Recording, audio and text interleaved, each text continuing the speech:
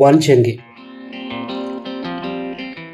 చుట్టూ పాల మేగడ లాంటి మేఘాలు, క్లౌడ్స్ మధ్యలోంచి కనిపించే పర్వతాలు, కొండ ఎక్కేటప్పుడు కలిగిన అలసట మొత్తం కూడా కొండపైకి చేరుకున్న వెంటనే వెళ్ళిపోతుంది. ఇది వంచంగి ప్రత్యేకత అంటే.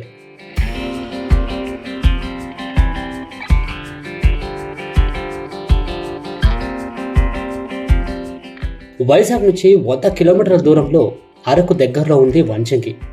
ఈ కొండపైకి ఎక్కితే మనం ఏదో కొత్త లోకంలో ఉన్నట్టు అనిపిస్తుంది.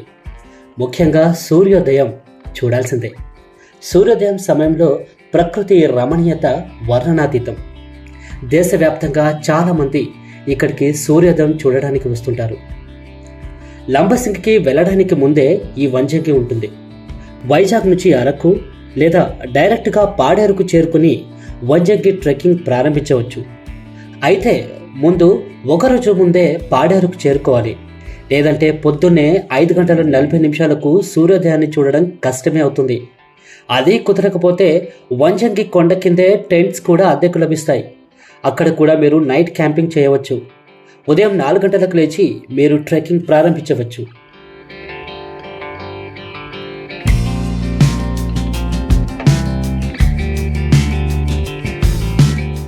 వంచంగి ట్రెక్కింగ్ ప్రారంభించడానికి ముందే మీరు మొబైల్ ఫోన్లు ఫుల్ ఛార్జ్ పెట్టుకోవాలి. ఎందుకంటే కొండ ఎక్కే టైంలో దారి నిండా రాళ్ళు రప్పలుంటాయి. మరి దారి పొడుగున మీకు కాఫీ, టీలు, మ్యాగీ తినడానికి లభిస్తుంది.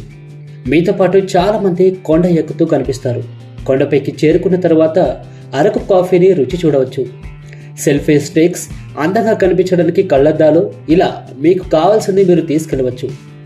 అయితే వంచంగికి రావడానికి ముందే కొన్ని రోజుల ముందు నుంచి మీరు కొంచెం వాకింగ్ అలవాటు చేసుకోవాలి. ఎందుకంటే అంత పెద్ద కొండ ఎక్కాలంటే కొంచెం ప్రాక్టీస్ చేస్తే మంచిది కదా.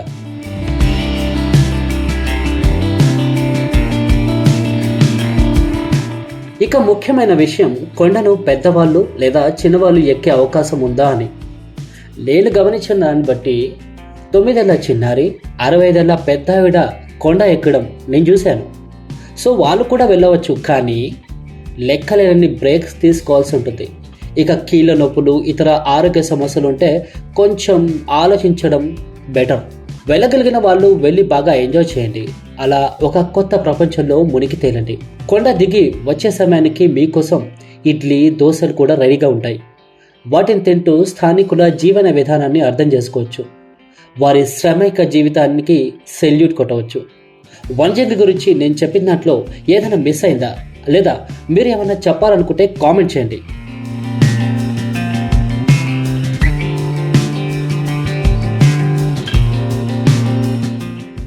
ఈ వీడియో మీకు నచ్చితే ఏం చేయాలో తెలుసు కదా.